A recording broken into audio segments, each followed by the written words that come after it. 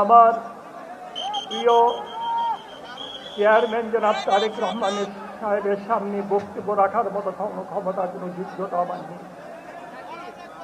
শুধু আজকে আপনাদেরকে একটা প্রশ্ন রাখবো, আপনারা কি আজকে থেকে 1 বছর আগে চিন্তা করেছিলেন পৃথিবীর কোনো জ্যোতিষ, পৃথিবীর কোনো গোয়েন্দা সংস্থা কেউ কি চিন্তা করতে পেরেছিল যে তারেক রহমান সাহেব এই দাউদকান্দিতে এসে এই মুহূর্তে হাজির হবেন?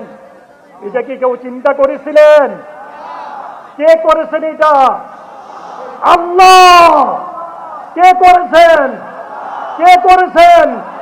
এই জন্য আল্লাহর শুকরিয়া বাবদ আমাদেরকে বলতে হবে। বলেন সবাই জুড়ে আলহামদুলিল্লাহ, আলহামদুলিল্লাহ, আলহামদুলিল্লাহ।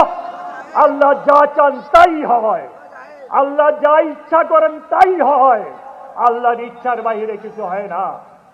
যারা আজকে ইসলামের নাম নিয়ে রাজনীতি করেন তাদেরকে হুঁশিয়ার করে দিতে চাই, নিজেদের জীবনে কোনো কোরআনের শাসন মানেন না, পারিবারিক জীবনে কোনো কোরআনের শাসন মানেন না, আপনারা ইসলামিক শাসন কায়েম করবেন। এই ভণ্ডামি বন্ধ করে দেন।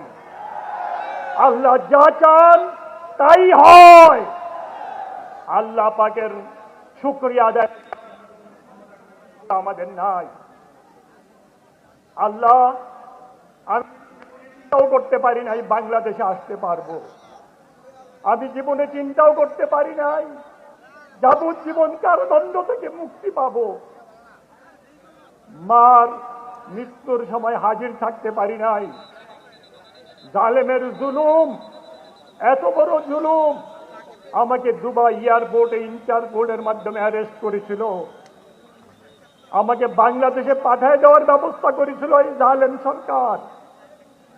আমি শুধু 2 রাকাত নফল নামাজ পড়ে আল্লাহর কাছে সাহায্য চেয়েছিলাম, আল্লাহ আমাকে সেদিন মুক্ত করে দিয়েছিল। জালেম সরকার আমাকে আনতে পারেন না আল্লাহর মেহেরবানিতে। ভাইয়েরা আমার, আপনাদের কাছে একটা অনুরোধ করবো, আপনারা রাখবেন।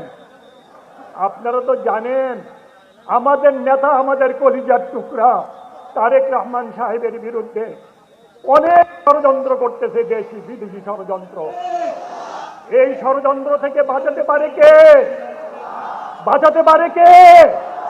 যেমনি আল্লাহ জালেমকে এই দেশ থেকে বিদায় করেছেন, আমার আল্লাহ সব পারেন। এই জন্য আপনারা সবাই আজকে বাড়িতে যে 2